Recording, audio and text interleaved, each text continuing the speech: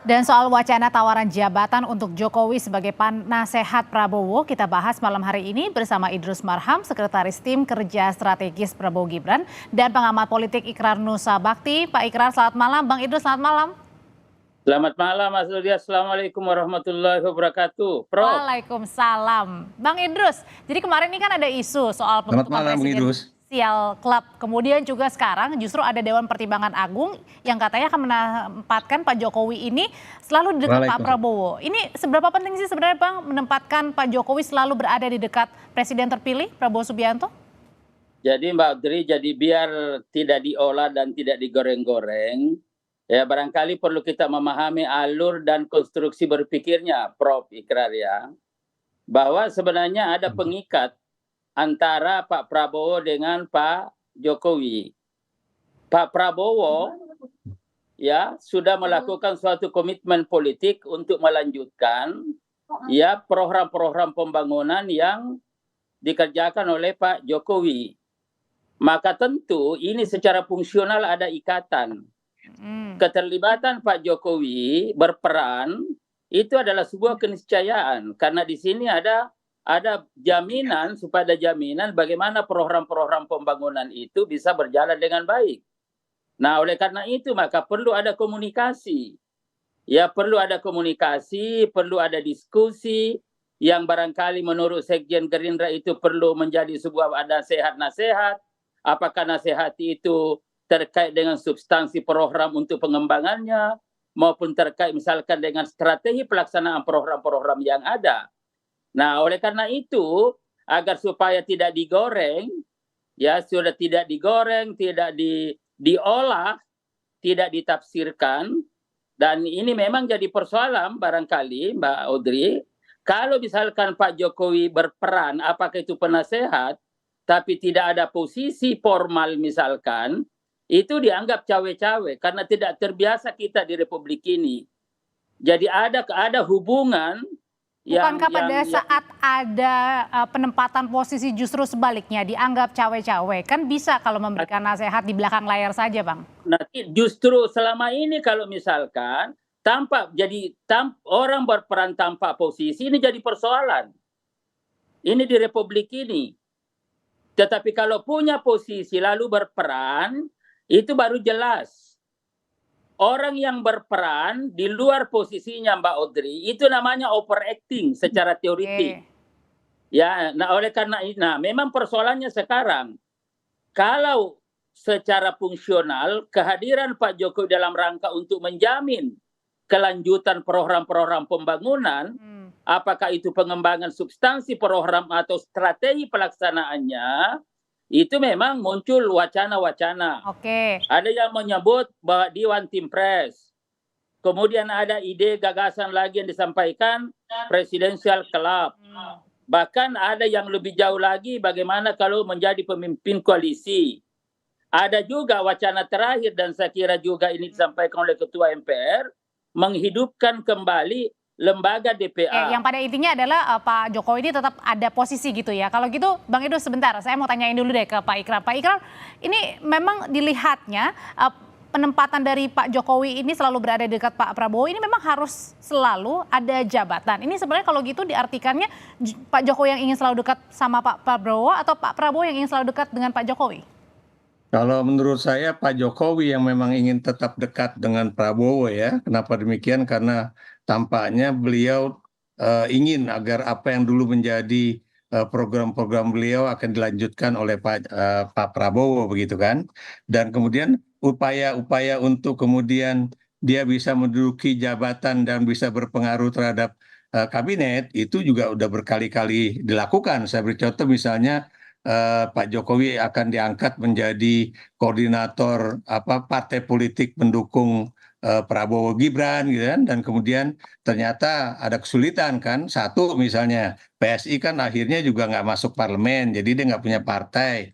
Kemudian dia upaya untuk ambil alih misalnya posisi ketua umum partai Golkar gitu kan, tapi kita tahu Golkar tidak kayaknya ya tidak berkehendak kemudian untuk apa namanya itu melakukan apa namanya muktamar Partai Golkar ya pada sebelum bulan Desember gitu Ya, kan, maksud saya sebelum September itu, kalau itu kan berarti munaslup gitu kan. ya dipercepat. Jadi ini yang buat saya dilema-dilema yang dihadapi oleh Jokowi. Dan kalau kita lihat juga misalnya pendekatan apakah dia bisa menjadi apa bagian dari presidensial club ya, yang kemudian dia mengusulkan kalau perlu rapatnya 2 hari. Dan kalau di rapatnya 2 hari itu berarti rapat-rapat Presidents Club itu jauh lebih banyak dibandingkan rapat terbatas ataupun rapat apa namanya itu lengkap dari kabinet begitu Oh, kan. oke. Ini yang saya lihat usaha-usaha itu jalan terus ya. Dan ini juga buat saya ya, ini juga mungkin Bung Idrus sepakat atau tidak sepakat dengan saya bahwa memang itu rentang waktu yang terlalu panjang antara hasil pemilu presiden dengan pergantian presiden pada Oktober 20 Oktober itu saya pikir perlu ditinjau kembali ya. Kenapa demikian? Karena toh kita tidak ada lagi apa namanya itu pemilihan yang terbagi antara pemilu Oke. legislatif dengan pemilu presiden gitu kan. Ini juga menjadi suatu yang penting karena jeda waktu yang terlalu panjang ini juga apa menyulitkan pemerintahan pemerintahan terpilih dari pemilu itu untuk bisa cepat ambil Nah, alih pemerintahan begitu. Karena di ini negara manapun ya itu pergantian pemerintahannya tuh nggak sampai berbulan-bulan, apalagi ini ini sampai artinya ini 6 terlalu atau lama hampir ya, 8 makanya bulan. muncul berbagai macam ide begitu ya.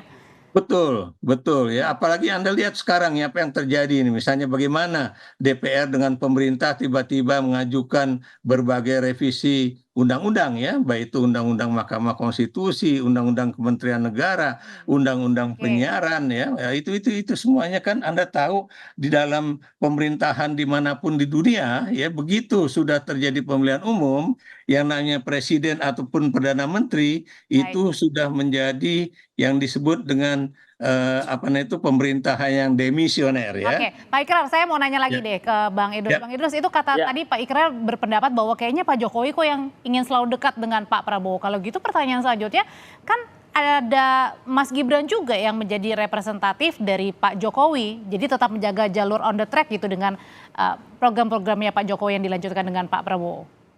jadi Mbak Udire, jadi saya kira begini, sekali lagi saya katakan tadi ada ikatan fungsional. Ada komitmen politik yang telah dibuat oleh Pak Prabowo bahwa ingin melanjutkan program-program Pak Jokowi. Nah, untuk melanjutkan itu maka komunikasi antara Pak Jokowi dengan Pak Prabowo adalah sebuah keniscayaan untuk menjamin bagaimana program-program itu bisa jalan dengan baik ke depan. Baik dilihat dari substansi ya program dalam rangka pengembangan itu sesuai dengan kebutuhan masyarakat ataukah terkait dengan strategi pelaksanaan. Jadi ini adalah sebuah keniscayaan. Bahkan sebenarnya untuk menjamin ini adalah Pak Jokowi adalah dibutuhkan.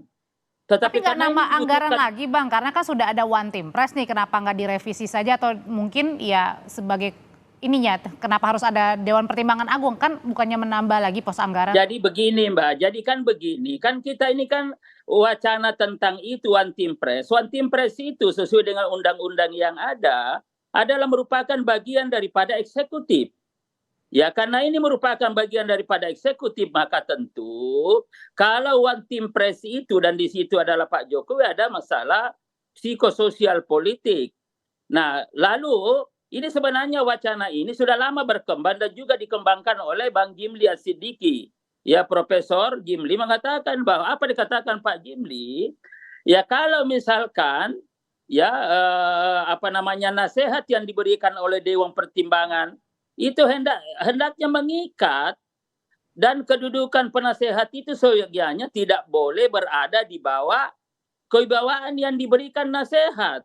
Oleh karena itu derajat penasehat harus sama dengan yang diberi nasihat agar nasihat tersebut tidak hanya bersifat sukarela saja. Oke. Nah, oleh karena itu maka supaya One Team Press ini bukan merupakan bagian daripada eksekutif.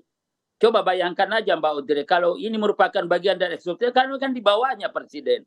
Nah, muncullah gagasan kalau begitu One Team Press ini adalah diperkuat dan hidupkan kembali apa namanya Dewan Pertimbangan Agung itu. Nah, memang tadi ada penjelasan dari Prof. Siti Zuhra mengatakan ke depan ini ya miskin struktur kaya fungsi. Nah, saya kira saya ingin lebih jauh. Di Golkar dulu sebenarnya itu sudah punya gagasan bahwa amandemen Undang-Undang Dasar 1945 Mbak Audrey ini lonjong-lonjong semua hasilnya sekarang bahkan ke barat-baratan. Baik, Bang Idrus, Ya. kalau gitu saya mau nanya ke... Nah, dikit ini dulu Mbak Audrey. Ke barat-baratan, coba. Sistem ketatanegaraan, sistem politik, sistem pemerintahan, itu cenderung individualisme dan liberalisme. Tidak lagi memperhatikan azas dan nilai-nilai kekeluargaan dan kegotong royongan. Akhirnya Bang Idrus, saya mau kasih kesempatan buat Pak Ikrar. Gitu. Oke, Pak Ikrar, itu setuju nggak tuh dengan pendapatnya Bang Idrus tadi?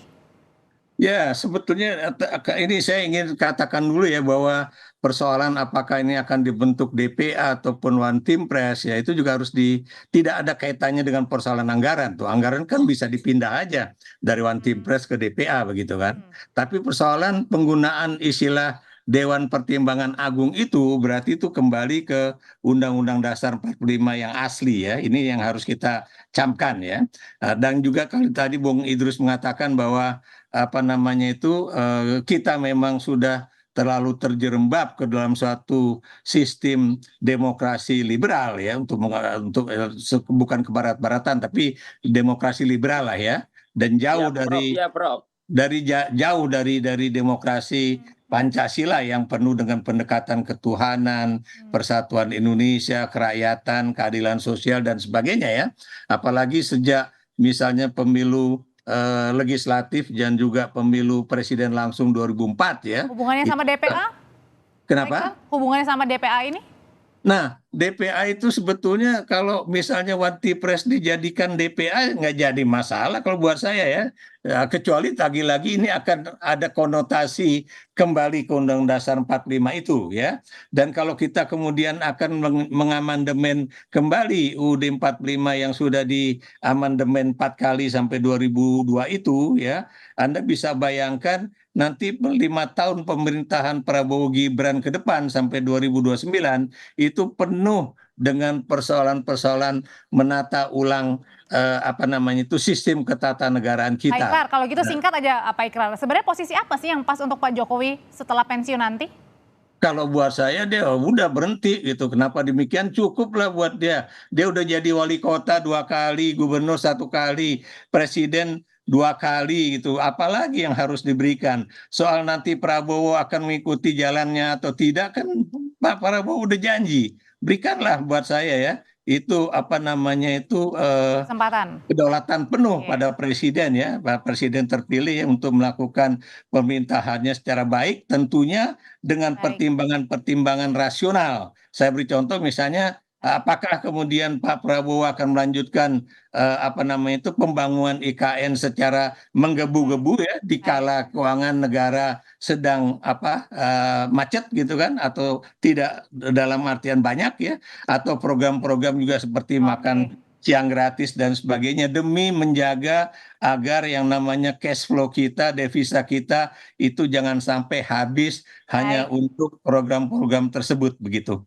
Pak Ikrar, terima kasih untuk waktunya Bang Idrus. Terima kasih. Jadi singkat aja Bang, waktunya sudah terbatas. Singkat aja. Saya agak berbeda dengan Prof. Ikrar. Ya ini bukan persoalan Pak Jokowi cukup atau tidak, tetapi di sini sudah ada ikatan fungsional yang bagaimanapun dalam rangka Pak Prabowo untuk melanjutkan program-program pembangunan, maka keterlibatan Pak Jokowi ini adalah sebuah keniscayaan. Peran Pak Jokowi, jadi tidak boleh kita membatasi bahwa cukuplah, tidak boleh. Ya, nah tinggal bagaimana format peran itu dilakukan. Kalau tampak posisi itu dianggap cawe-cawe, diolah, digoreng. Maka Bang Idrus, sudah kita tangkap Bang pesannya.